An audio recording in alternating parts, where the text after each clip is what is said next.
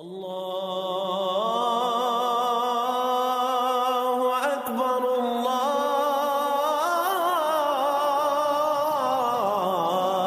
अकबर। मिनश्शैतानिर्रजीम बिस्मिल्लाहिर्रहमानिर्रहीम। फ़िक्र इकबाल में तमाम साथियों को खुशामदीद कहता हूँ। आज हम बात करते हैं मेडिटेशन के बारे में, बात करते हैं मराक़बे के बारे में। कुछ लोग मुझे दोस्त ये कहते हैं कि हम मराक़बा कर रहे हैं, पर यकीन करें वो मराक़बा नहीं है, वो मेडिटेशन नहीं है, वो इमेजिनेशन है।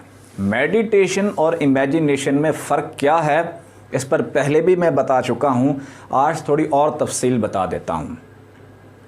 याद रखें, मेडिटेशन यानी कि मराक़बा उस वक्त तक नहीं हो सकता जब तक आपकी बातिन की मंजिल मुकम्मल नहीं हो जाती। जब तक बातिन की मंजिल मुकम्मल नहीं है, अगर आप मराक़बा करते हैं तो आप शैतानी चीज़ों में घिर सकते हैं, शैतानी ताकत और क़ुव्वत में घिर सकते हैं, आप डर सकते हैं, खौफज़दा हो सकते हैं, शैतानी हमलों में कई नुकसानात उठा सकते हैं। मराक़बे के बारे में ये भी है कि जो मैं कहता हूँ बार बार, बहुत सी वीडियोस में पहले भी कह चुका हूँ कि 7 लताइफ़ की जब तक मंजिल नहीं पूरी होगी।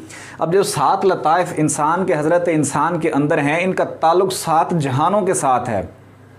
अब जो मराक़बा है, मराक़बा उस वक्त होगा जब ये लताइफ़ आपके जिस्म से निकलेंगे। जब ये जिस्म से निकलेंगे, उसकी एक निशानी ये होती है कि बंदे को झटका लगता है और ये लताइफ़ निकल जाते हैं और उस जहान में पहुंच जाते हैं जिस जहान से उस लतीफ़े का ताल्लुक़ होता है।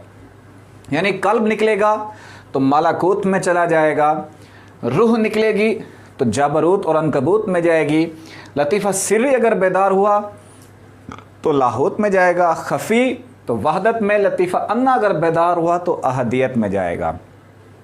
इस मराक़बे के दौरान बंदे को जिस्म का कोई होश नहीं होता। बाज़-औक़ात मराक़बा ऐसा भी होता है कि कई साल तक लग जाता है, कई माह तक लग जाता है, और बाज़-औक़ात ऐसा होता है कि फिल-फौर ख़त्म भी हो जाता है। लेकिन वही लताइफ़ जब जिस्म के अंदर आते हैं तो फिर एक झटका सा फील होता है और फिर वो दोबारा जिस्म में दाखिल होते हैं और बंदे को होश आ जाता है। ये तो है मराक़बा। लेकिन फिर वही बात कि जो लताइफ़ की मंजिल है ये 12 साल में मुकम्मल होती है, और उस मंजिल के मुकम्मल होने के बाद मराक़बे की तालीम है।